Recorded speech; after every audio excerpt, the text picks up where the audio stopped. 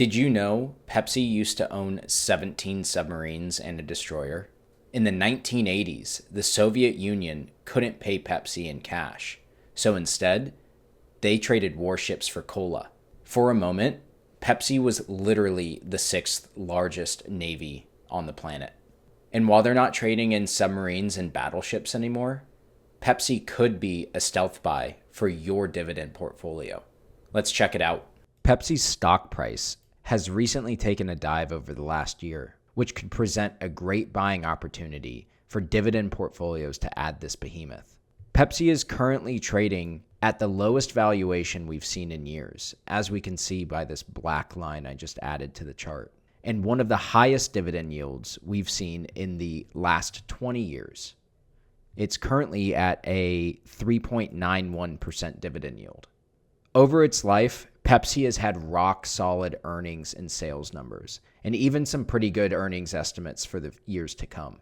And they are committed to continuing to pay their dividend with a 52-year track record. But this price drop hasn't come without risk. In fact, their dividend could be at risk. As we can see, operating cash flow growth has been stable and fine. But we can see that free cash flow has recently been impacted by increased Capex spending. The free cash flow to dividends ratio has tightened since 2018. We can see that with this gold line compared to this orange line on the chart. The free cash flow to dividends ratio has tightened since 2018, with payout ratios approaching or even exceeding 100%. This used to be previously stable at around 50%. We can see this back here on this gold line. One other thing that we can see is this Capex to operating cash flow ratio has increased from roughly 0.3 all the way up to 0.44. This had started in roughly 2018 where we saw free cash flow beginning to be. This indicates significant capital structure investments.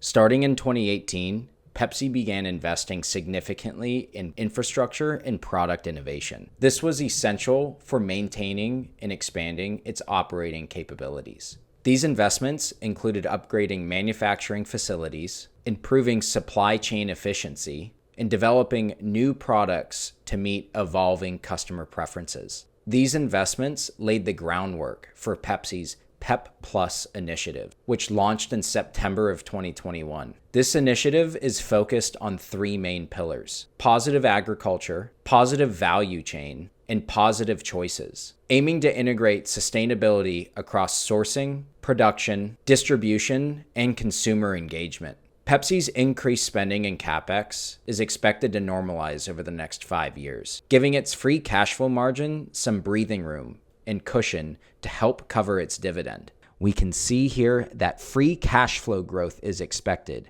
and will return the payout ratio back to some safer levels of around 75 to 76%. Even if free cash flow continues to be strained, Pepsi's debt to capital is under enough control that they can use debt sources to temporarily support their dividend for some time. What this chart is showing is that long-term debt to capital has somewhat grown over this time, but has stabilized.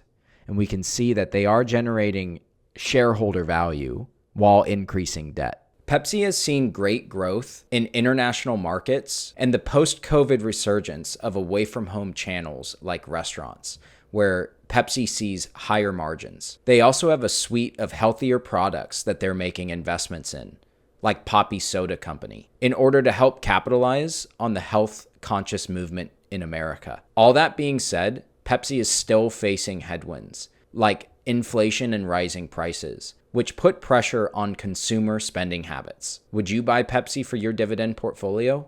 Let me know in the comments below. Want to dig into information like this for your own stocks? Just tap the link in my bio to start your 7-day free trial over at FastGraphs.